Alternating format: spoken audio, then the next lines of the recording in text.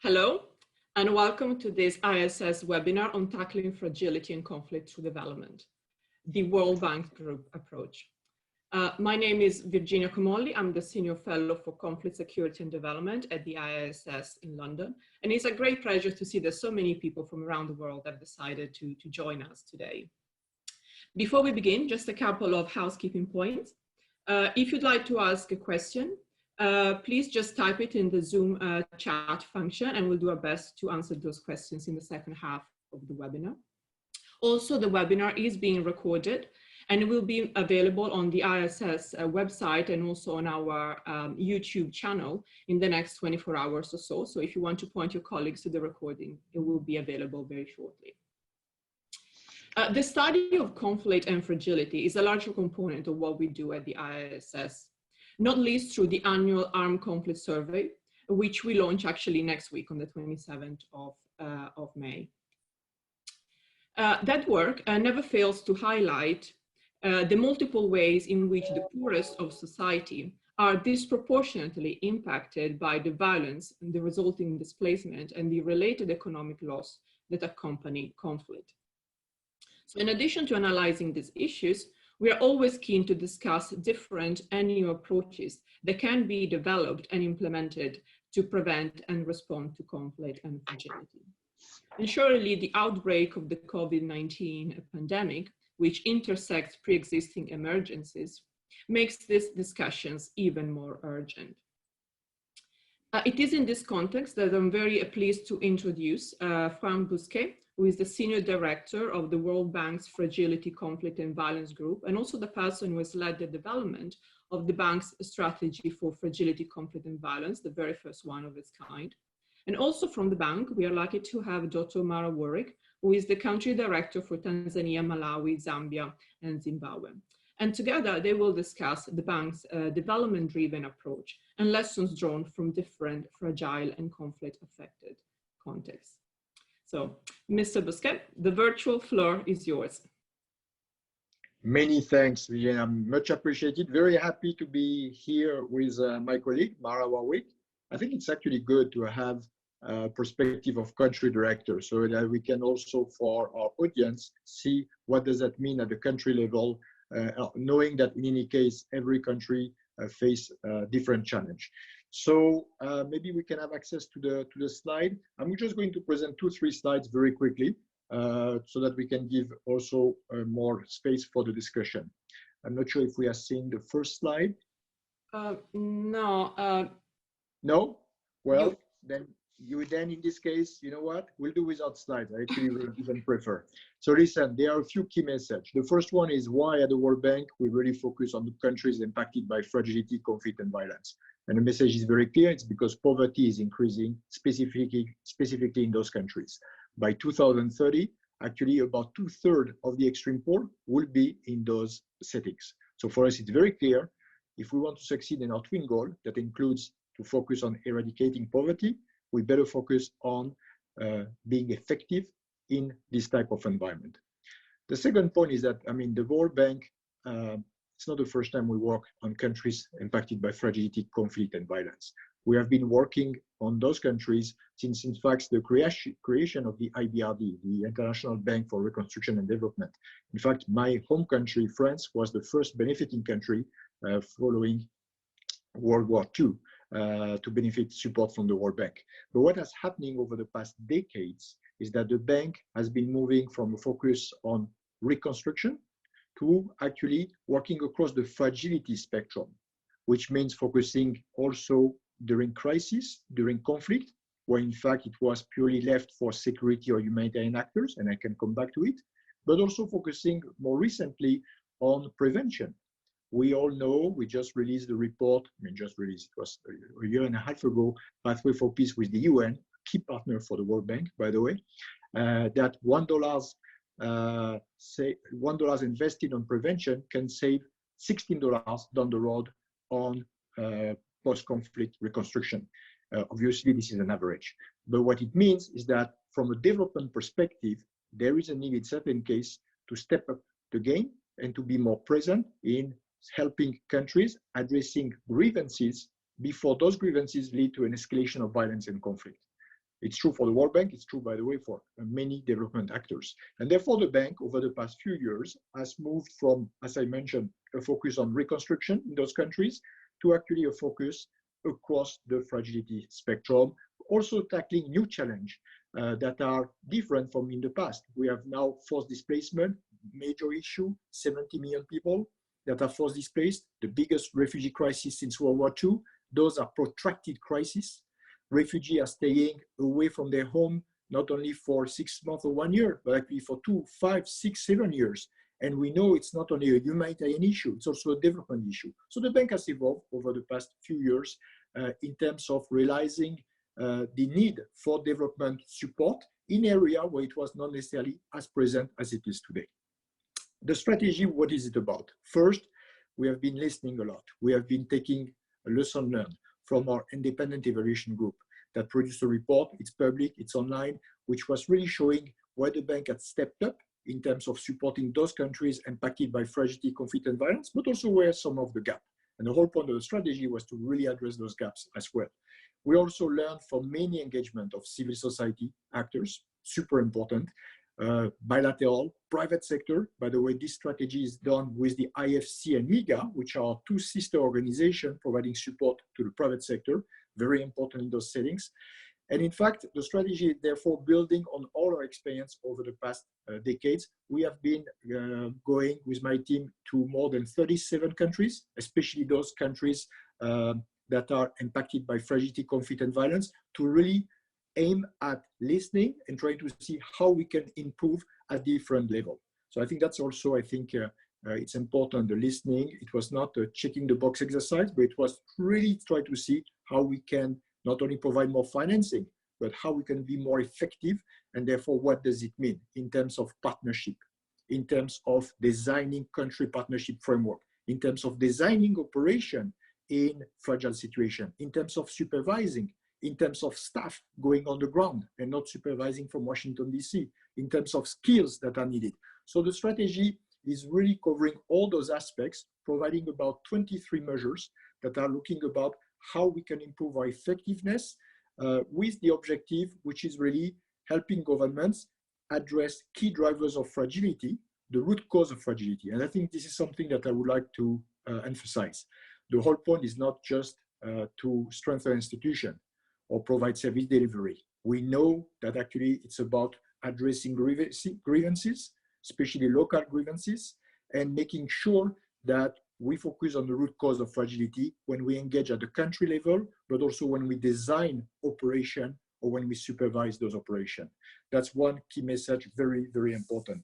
The second point as well is that we realize our partnership are important. And again, partnership, I do not mean partnership only with development actors, but also partnership with organizations that do not look like us, meaning partnership with organizations that are humanitarian, peacekeeping, security actors. And this is something quite important in a strategy. Again, this is not new. We are working in a few countries. If you're looking at Central African Republic, Democratic Republic of Congo, and without the peacekeeping missions, we will not be able to be providing support outside the capital city, which will be quite not useful. And therefore, if you take the example of Central African Republic, we are working hand in hand with MINUSCA so that they can provide security support in area where we can provide support to the government to improve the legitimacy and accountability to citizens across the territory who have not seen the state for many years and who have been tempted to other non-state actors. So I think this notion of partnership is crucial. We are partnering with UNHCR. Why? Because when we deal with forced displacement, they have the expertise, they have the skills, and they have the mandate, which is very complementary to ours. And it's very important to not only look at projects helping countries that are hosting refugees in a long term, but also it's looking about how we can help to look at the refugee policy framework. And that's something where it's very win-win with UNHCR. So again, this notion of partnership in a strategy is important. The key message here is that no organization can do it alone in those settings. We need at the country level, it's not between Washington and New York, but it's at the country level to look about what are the other actors where we need to build partnership, which should be mission driven, so that at the end of the day, we can be more effective on the ground. The other point is about prevention. I talk about it. very important that we start to not only focus in a static manner in those countries that are already impacted by crisis and conflict, but more looking at countries with whom we need to focus again on those grievances. And we are, for instance, working in Niger, helping the government address the needs of young people that don't have jobs in certain regions, or women. And we know it's so important to ensure that services are being provided in the very equal manner, horizontally and vertically, so that people and population don't feel left out. And therefore, we're helping the government to address some grievances. And as I said before, if we don't do that, we know that this will lead to an escalation of conflict and violence in certain parts of the territory. But this is just one example that I wanted to give as well. So those are some important elements. The strategy has 4 key pillars of engagement: prevention. Second one is about remaining engaged in conflict and crisis. I could expand more about the importance for development actors to step in during conflict and crisis and not waiting for a peace agreement, because I think these notions have evolved over the past few years. And therefore, we are working in Yemen, providing $1.7 billion of IDA, a fund for the poorest, in full partnership with the UN, but also working in Iraq and many other of those settings. The last area of engagement of the strategy is about helping countries to really transition out of fragility. Good example is about Somalia. This requires focusing on the country system, focusing on the accountability of the country vis-a-vis citizens, and this requires a long-term engagement. And last but not least, which is the last pillar of the strategy, which is looking about mitigating the spillover of conflict. And it's really a focus at 2 levels, if I may, and I will almost finish there my presentation. It's a focus on realizing that we cannot tackle fragility, conflict, and violence just at the country level. We need to look about the impact of the Syrian crisis on Lebanon and Jordan. We need to look at the impact of Venezuela on Colombia or Ecuador. And we need to have the right tools to provide support to those countries that are impacted by conflict and crisis. And the second point is that we need to have more regional approach. Look at what's being done in Sahel. We are providing $6.7 billion of financing. We are the biggest financier in the Sahel, but it has to be in full partnership with the Sahel Alliance, with the countries taking the lead, but also with other partners, bilateral partners, security actors. So I think we are working in the Horn of Africa on the Lake Chad. So this notion about looking at the mitigation of the spillover of conflict beyond the country and looking more at the regional level is actually a very important point in the strategy. I will stop here. Obviously, I didn't talk about the financing because the strategy, again, is about how to improve our effectiveness on the ground, taking the lesson learned from many actors that are doing an amazing job, talking about civil society, international, local CSO, but also bilateral, obviously, and other actors. But we have also moved in terms of financing. The recent IDA 19, IDA is the International Development Association, this is the fund for the poorest, is about $20 billion for those countries impacted by fragility, conflict, and violence. And that's what they decided last December. Why is it important? Because it means that at least we are putting the financing in those countries where poverty is increasing. So it's kind of walking the talk.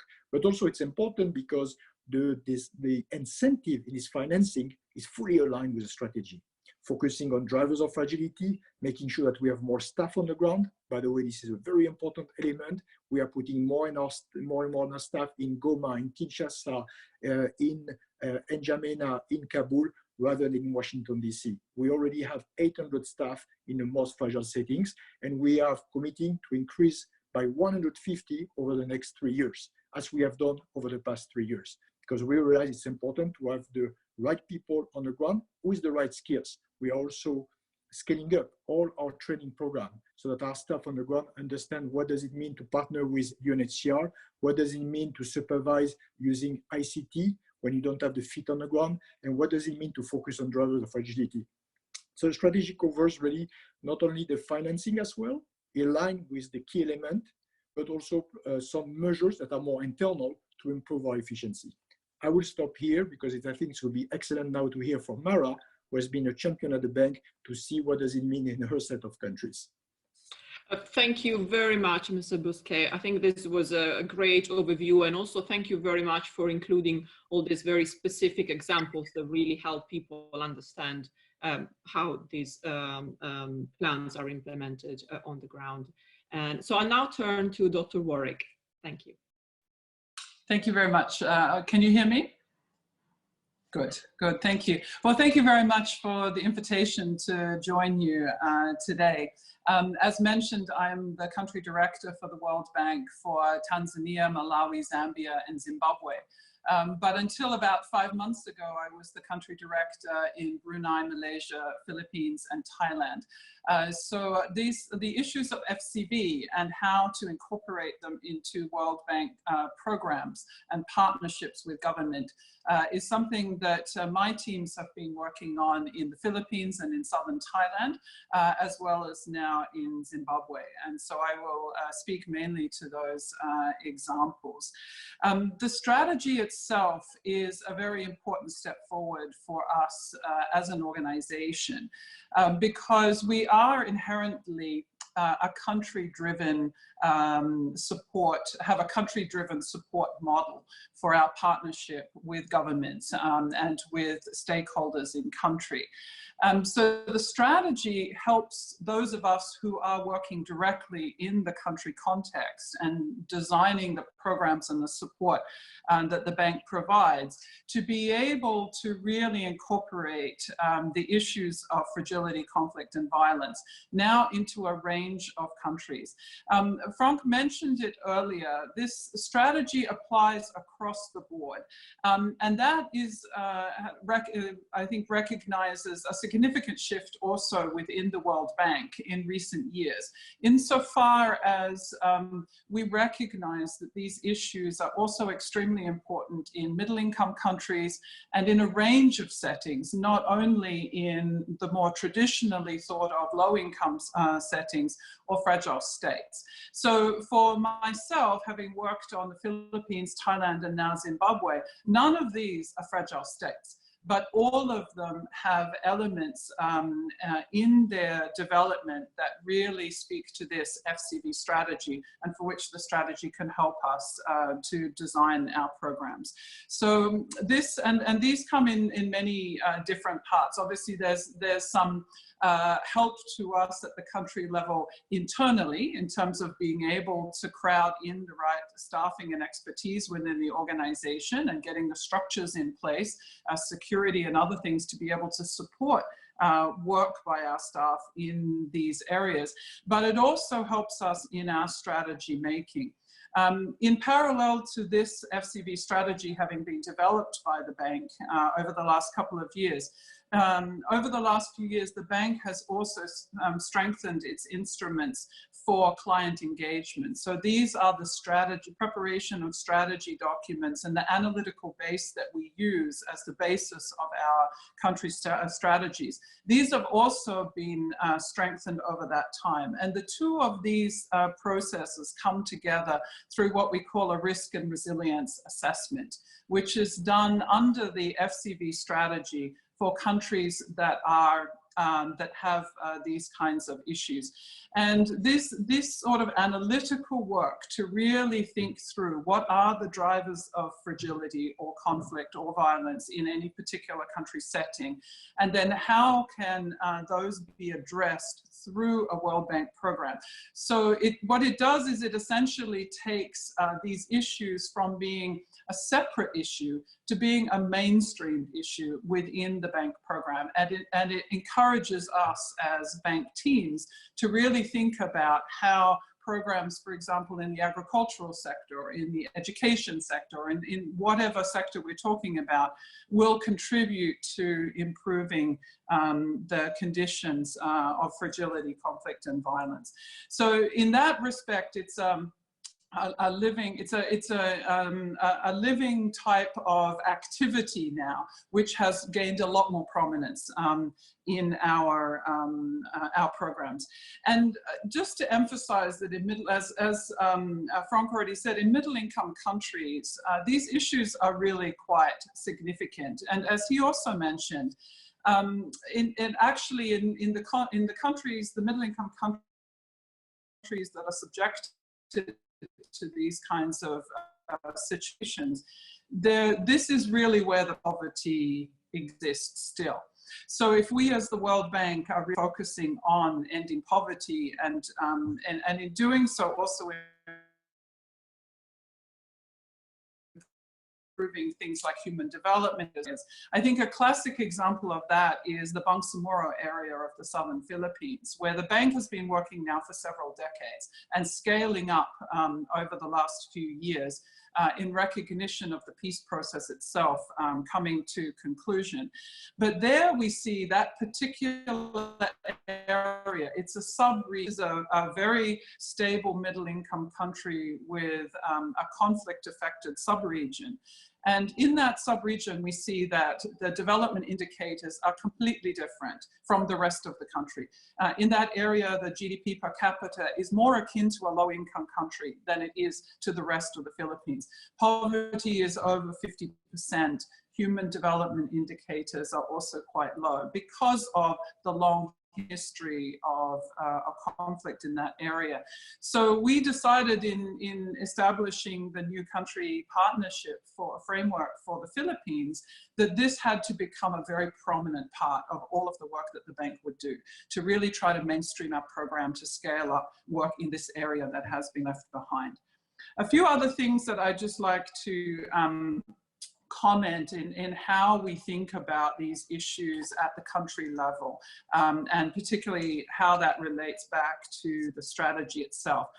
The bank is inherently a long-term type organization. We look at development trajectory over a long period of time. So while we're very often supporting actions that are needed in the short term, we always have our eye on the horizon. Where is this country's development trajectory going? What are they aiming for?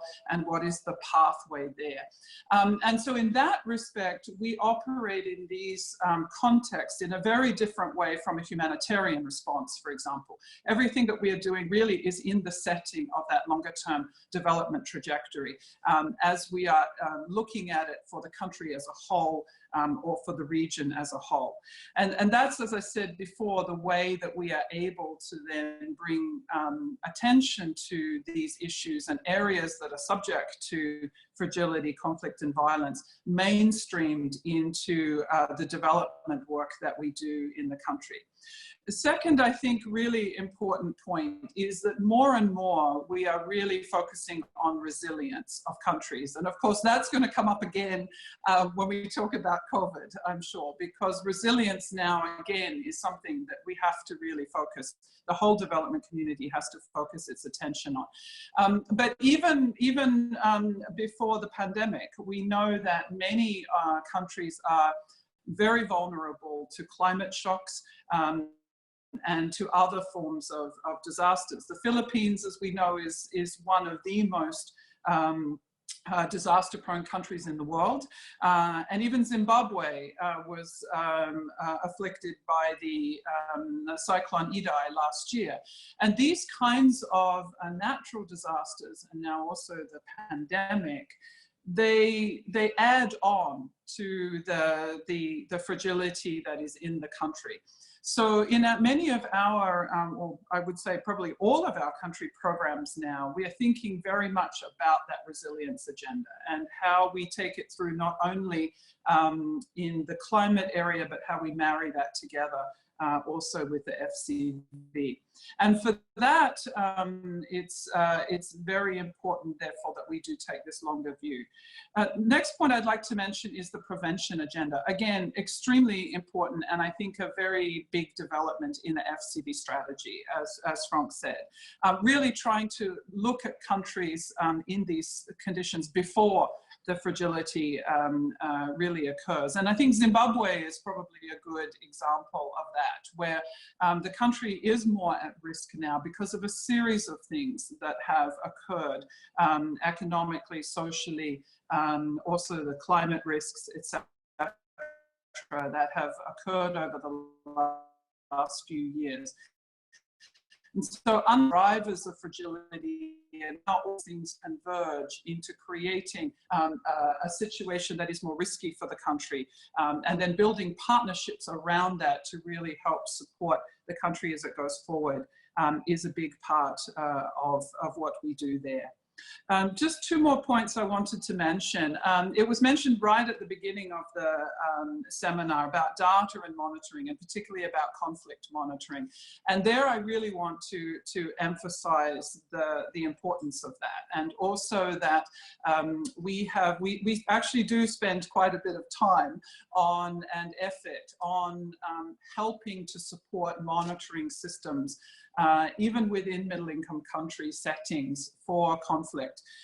In the Philippines case, the bank, together with the Australian government, have supported the establishment of a conflict monitoring system for the Bangsamoro that now has about 9 years of consistent monitoring in it. And this has been absolutely crucial in terms of being able to map, and in fact the only data source that has been able to map the ebb and flow and change of conflict in that period, in that location. So we are, by our DNA, the World Bank is an evidence-based, data-driven organization. And so we do really emphasize the importance of that and invest quite a bit of that through our programs. And final point I'd like to mention, and particularly I think related to the fact that this strategy now covers all country contexts, or all country development levels, let me put it that way, within the bank's support, from the low income through to, for example, in Thailand, upper middle income. That's a very big range that we're talking about. And within that range, as in other things that we do, there are many opportunities to innovate. At different country contexts and countries at different levels of development provide different opportunities for the development community to work with the local actors to really provide innovation in the mechanisms and the responses to these kinds of issues. So, and there are many innovations that are coming from the bank's work in the middle income countries, just as there are in the low-income countries. So I think this now that together the work of the bank in the whole range of countries helps us to be able to pull that together and support the development community as a whole in this agenda through the innovations that we can help to create. So let me stop there, and I'll be more than happy, of course, to answer questions about working at the country level with the strategy. Thank you. Thank you so much, Dr. Warwick. Your presentation, like Mr. Bousquet, has generated lots of questions. I can see them just flooding in. So clearly you've been very thought-provoking. So I'll start going through some of them. Some are specifically addressed to one of you, but otherwise feel free to contribute to the discussion in the way that you see fit. So the first question is about the big elephant in the room, which is the COVID-19 pandemic. No surprises there. One of the participants has asked this question. So countries transitioning out of fragility have also taken on this added challenge of COVID. So is the bank considering looking at this from a completely different frame? And that is, what ideas or solutions could be tested that are designed from the perspective that assume a constant state of fragility? And this is both, new ideas or existing ideas that perhaps could be scaled up. But thinking more in general, and that's perhaps my own interest, I would be very curious to hear how the pandemic has impacted your work more broadly and the implementation of the strategy, please. Do you want me maybe to start? Is that okay? Or Mara, do you want to chime in? You go ahead, Franck. Okay, all right, thank you.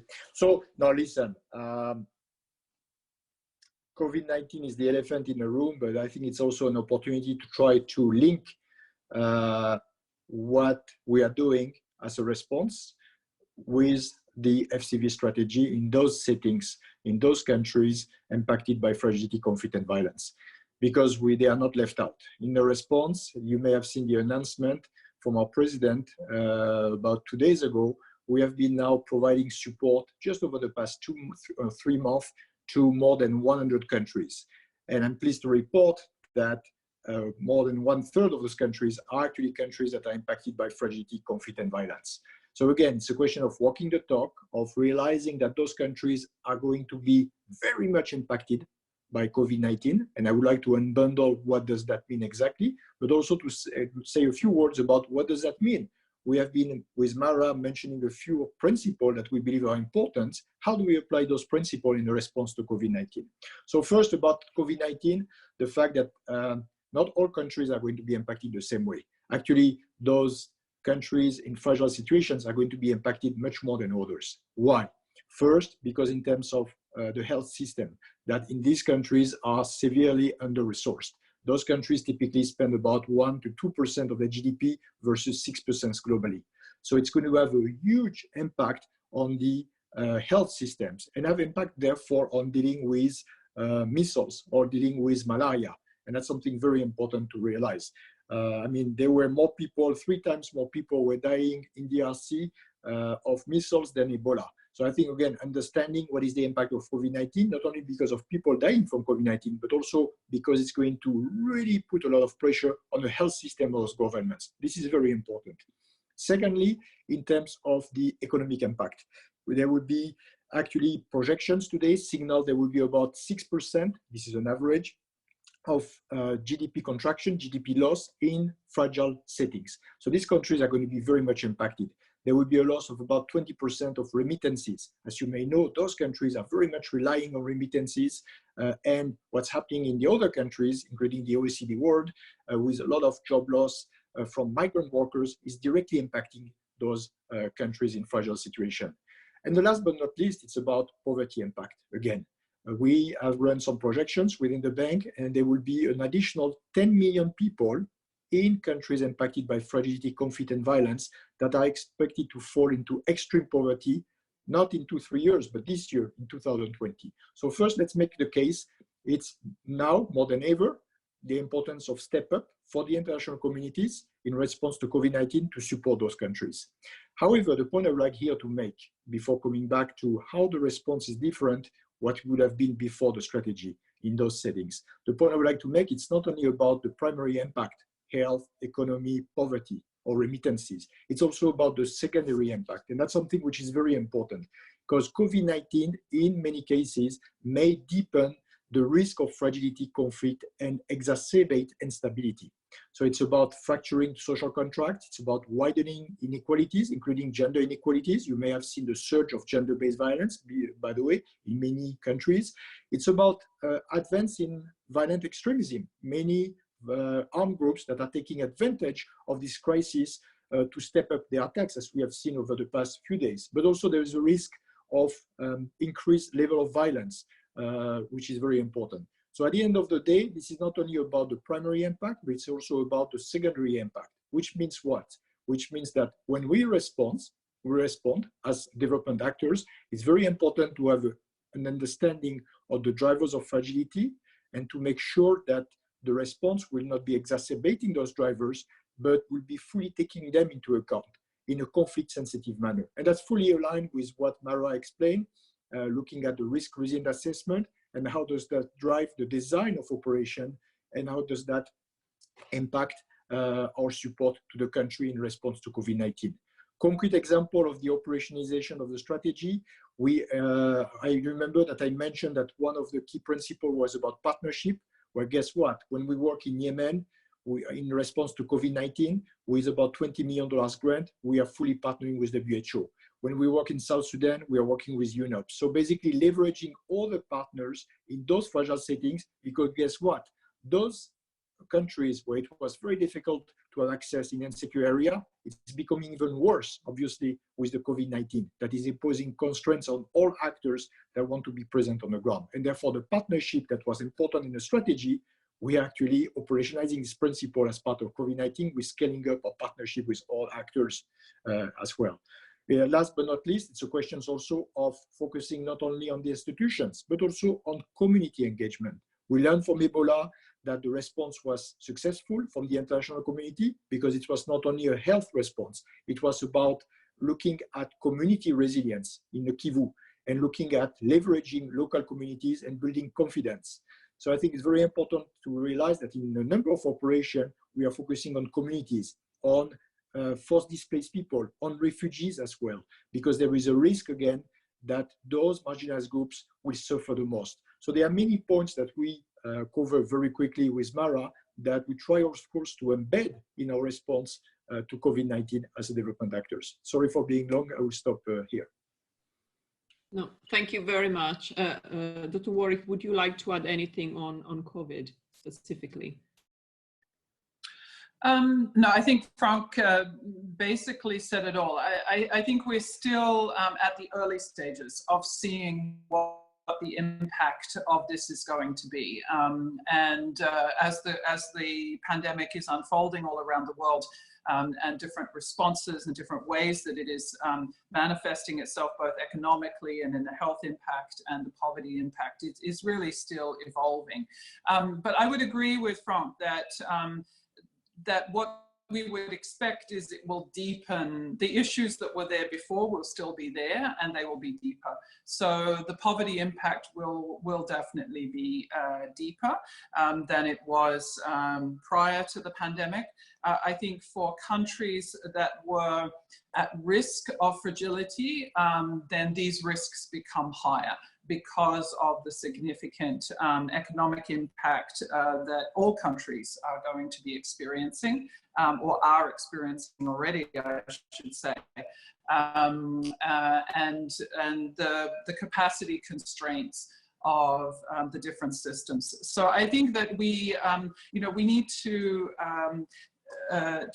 build this, and we are building this very quickly into our programs, not only in health response, but also in the economic response and in the development programs. So Franck mentioned that the very important COVID support facility program that the bank has put in place with over 100 countries now. But in addition to that, of course, at the country level, we're working very much on these other angles, which is boosting and helping to strengthen and build up social protection systems, looking at the economic impact and the fiscal impact of COVID. And then also looking at where the projects and the programs that we support can be most helpful to the countries in terms of the recovery. So, looking at job creation, for example, also very important in an FCV setting. Where we have projects and programs, maybe in the agricultural sector or in other sectors, looking at how those can be leveraged, even existing programs can be changed or leveraged to be able to really focus on providing some of this response that is needed. And then I think the final thing I would say on that is overall the human development agenda remains incredibly important throughout this period. Health is the obvious one because this is a health pandemic. But equally, we are really deeply worried about the effect on education and the number of children that have had a disrupted education. And in places that are subject to fragility, conflict, and violence, we know that there's often, it's more difficult to keep children in school anyway. Children who drop out of school, it's more difficult to get them back. And so the pandemic really reinforces those challenges for countries. So our education teams also are working really a lot on the ground now to try to help countries to support the education system during the pandemic, but then also really look carefully about how do we mitigate the risk of children not returning. And this, I think, as I said, is going to be more important probably in FCB than in any other context. Let me stop there.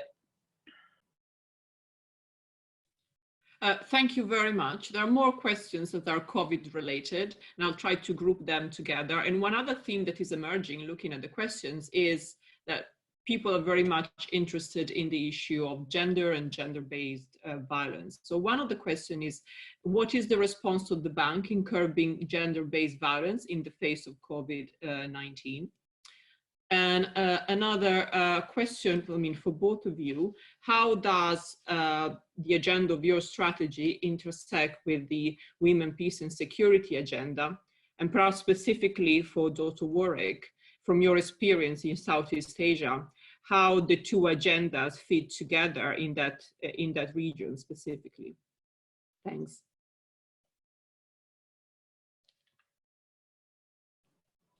Do you want to take the overall gender-based violence question, and I'll come in?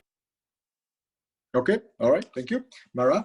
I mean, clearly, well, first we have a gender strategy, as you may know, which is very important, and actually which has a focus on FCV.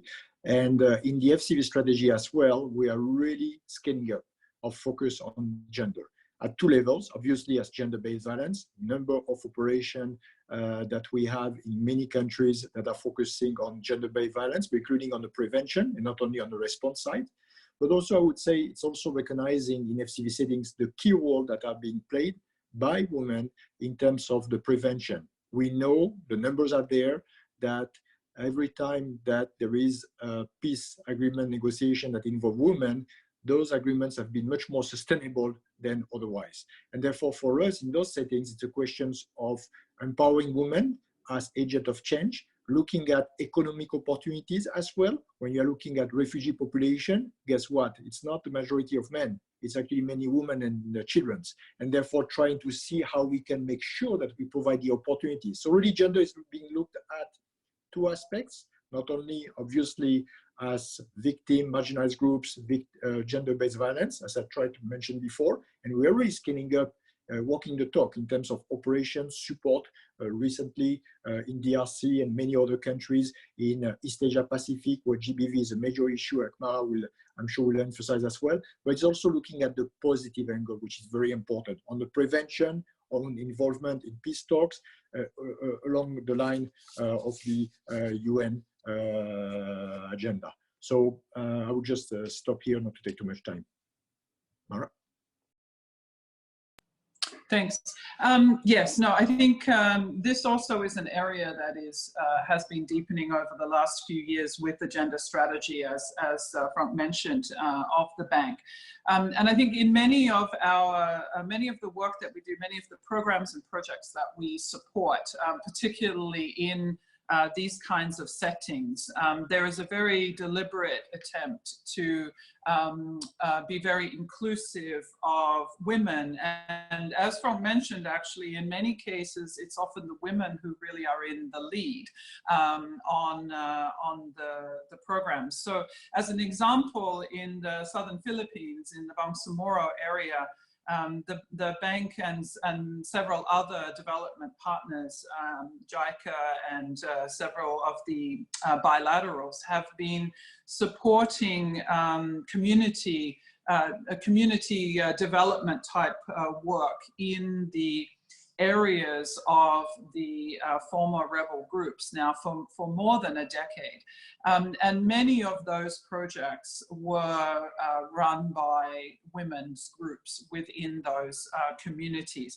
And this was often because it was seen, this was chosen by the communities, and it was seen as being an important way to not only empower the women, but to be able to implement these projects in a peaceful and sustainable way. So it has often been the fact that communities themselves have chosen to really put women into that leadership and decision-making position within these bank-supported projects, because it is an important element of how the community operates and how they can strengthen and build those communities. So I think this is, you know, more and more is what we are seeing. Now on gender-based violence as well. So the bank has a really very close eye and pays a lot of attention to this, not only in the FCV space, of course. This is an issue, unfortunately, that transcends that into other countries as well. And we do have, particularly here in the Africa region, where this has been a significant issue and continues to be, all of our operations are supporting actions for prevention of gender-based violence.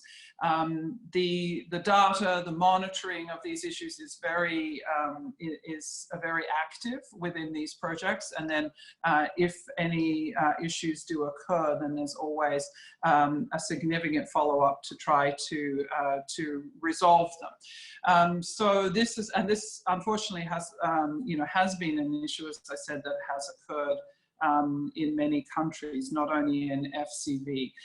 But I think that it's important to certainly say that the work that we're doing on gender is very much embedded overall in the work that we do with FCV.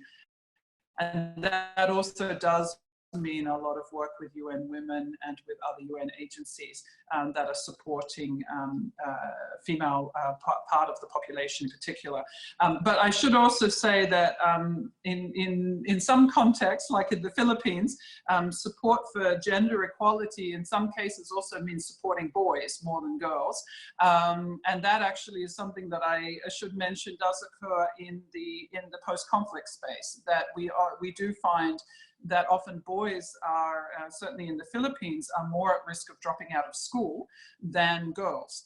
And in that context, then a gender strategy actually requires us to have proactive ways of supporting boys to keep them in education. So this is not just an issue for women, but of course, predominantly around the world, it is. Let me stop there.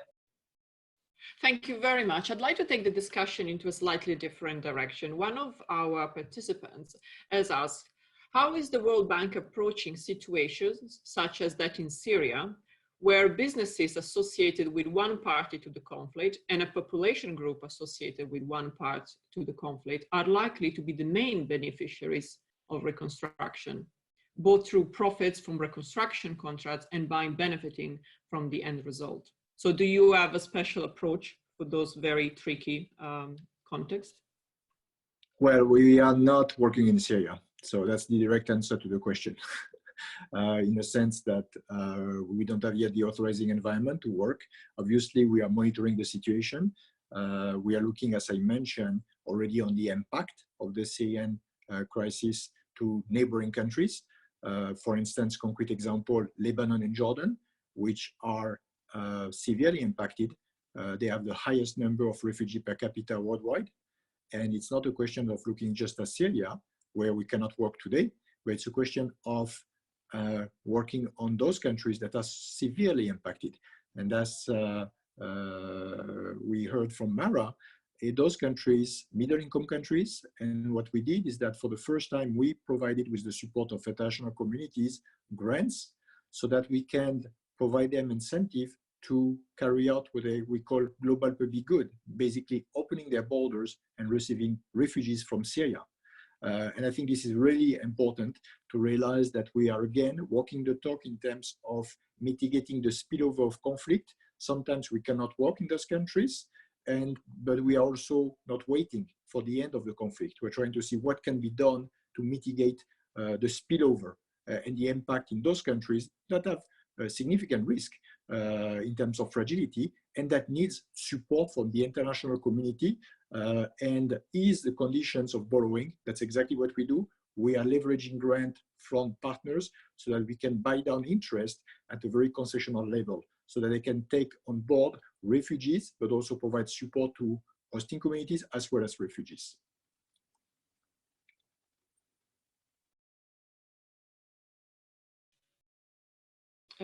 Mara, would you like to add anything on this? No, I had nothing to add on this one.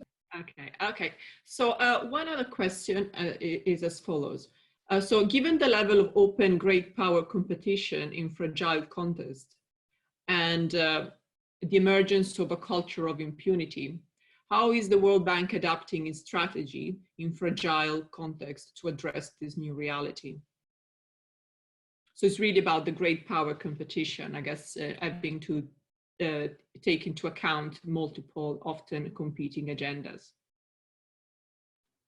Well, listen, we are a development actor. We are not a security actors. We are not doing geopolitics.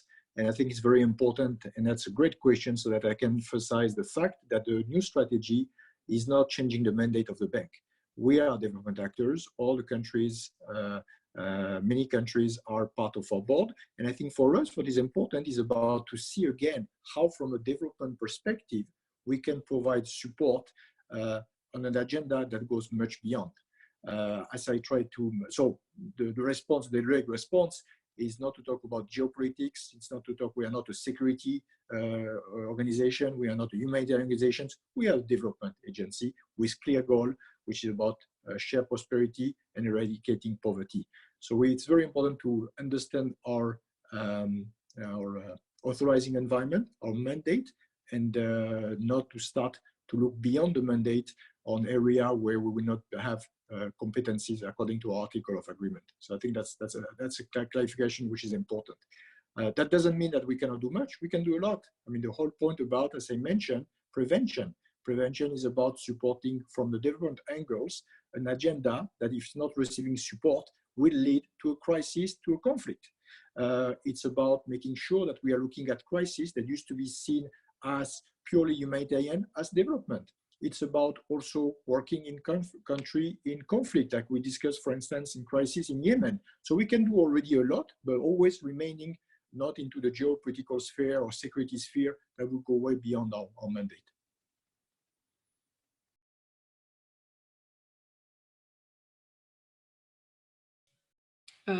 Thank you. Mara, there are actually quite a few questions for you pertaining the Philippines and your experience there. And the first one is how you would assess the bank's country strategy in a background of an expanding era of Islamist terrorist violence, as evident in the Marawi episodes, which represent a transition from rural to urban conflict. And also, we have another question also on the on the Philippines. So what would be your advice or top tips for other World Bank country directors who are less familiar, or they're still just at the beginning of implementing the approaches that you applied in the Philippines in line with your strategy? So what would you advise to new country directors? Thank you. There must be a country director online here, I guess. Maybe. I have to work out who it is afterwards. No, look, thank you for the questions.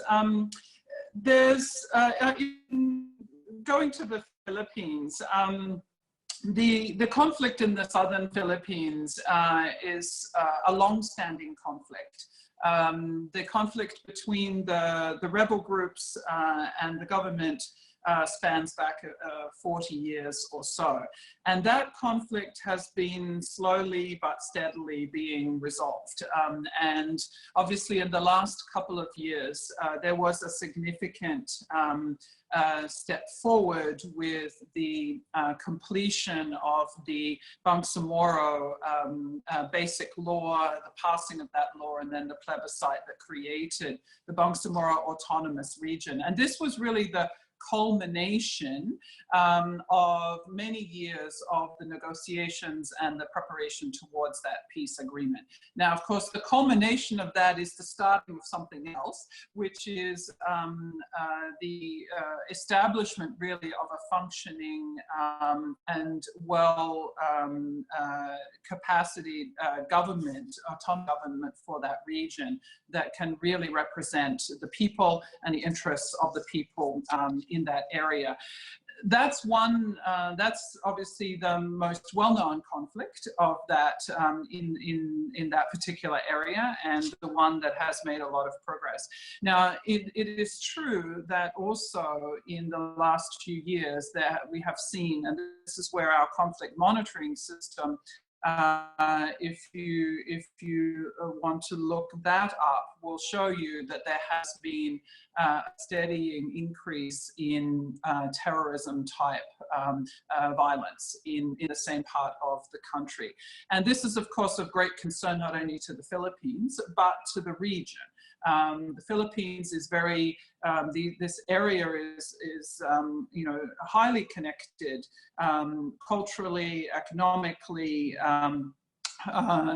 socially, etc., with Malaysia, with Indonesia, with other countries in that area. And so the increase in that violence has been of great concern in the region. And that obviously did reach a significant flashpoint in Marawi a couple of years ago, where there was a very as the questioner said, a real shift towards urban conflict there in that particular location. You know, what I would say is that what the conflict monitoring shows is that subsequent to that, there was a drop. The resulting action as a response to the Marawi siege did see a drop then the following year in this kind of terrorism, but it is clearly not, has not gone away, and it's expand it again in the future. And for that, the reason that I mentioned at the beginning, when I was answering this question, I went back to the original conflict in the Bangsamoro, is because these issues are also very much intertwined. The success of the Bangsamoro and the success of the Bangsamoro autonomous government in being able to deliver services to the people, to build their, to increase their level of development. This is very crucial for mitigating the terrorism aspect as well. I think it's fairly well known in the Philippines how people are recruited into terrorism in the Philippines, and there's no doubt that developing that area and having a stable and well-functioning government to be able to deliver services to people, provide opportunities, help to create jobs, establish, you know, improve agricultural productivity, etc. All these things are really crucial elements to be able to continue to mitigate that risk into the future. So I think for any development partner that is supporting the Philippines in this area, it's really crucial to recognize that the development agenda in that area and supporting that government to become that autonomous authority, to become a successful autonomous authority, is really crucial also for the security challenge that the country faces. And the Philippines has always, the national government has always said that there is a peace and development agenda that needs to go hand in hand. And there is no doubt that that is absolutely the case at the moment in the southern Philippines. And this requires a lot of support, not only because of the climate risks also that area faces, but now also COVID as well. So that's what I would say on that one. Look, top tips for country directors. I mean, it's interesting because Franck's probably, I imagine he's probably smiling at this point, because all of us come new to this, very, you know, not many country directors, and I'll be very humble to say I was not a specialist in this area before I became a country director in, you know, with a program that really needed me to be able to understand and to support this, and to be able to see the vision of how working in the FCV space within the Philippines and then subsequently also in Thailand was really an integral part and at the heart of what we as an organization need to do in those countries. It's also at the heart of what those countries want from the bank. We get very strong demand for expertise on FCV and helping both the Philippines and Thailand in the challenges that they face in this space. So it's recognized by these countries also and our counterparts there that the bank has expertise. So I don't think there are any easy ways for country directors, but I think it's a question of you know, having to learn from the experts. And more than anything, I think, you know, for those of us who are in development, and there are probably many people connected to this webinar who are interested in FCV, but maybe are not working in it very much or are not familiar with it, there is absolutely nothing like going to these places and actually really talking to the people in them. I think that was one of the things that I found when I first started working in that area, was that I would ask questions that I had asked hundreds of times, thousands of times maybe in my career in a non-FCV setting. And when I asked them of the communities, of the people living in that area, I got a completely different answer than I had had in a non-FCV setting. And so really, I think for all of us broadly as development professionals, not just as World Bank, to recognize that this setting actually is quite different. And it requires us to first understand what drives the reactions that people have, what drives their priorities, what is important to them and why. And then we can quite easily, I think, modify and focus our work and our programs on what really matters in those areas.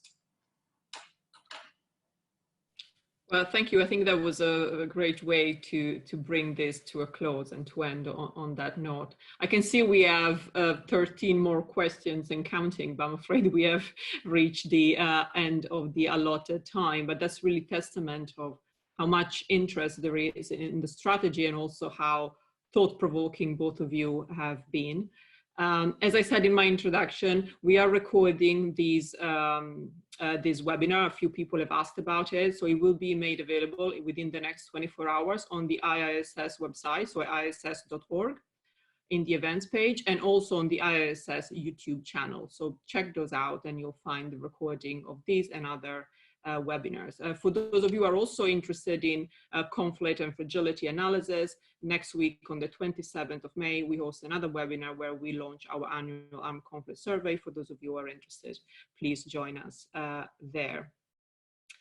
Well, so thank you very much to both our speakers. It's been a great pleasure to run this webinar jointly with our colleagues at the World Bank. And thank you very much to the over 170 people who have joined us from around the world and asked lots of interesting and pertinent questions. So thank you very much and see you at the next time.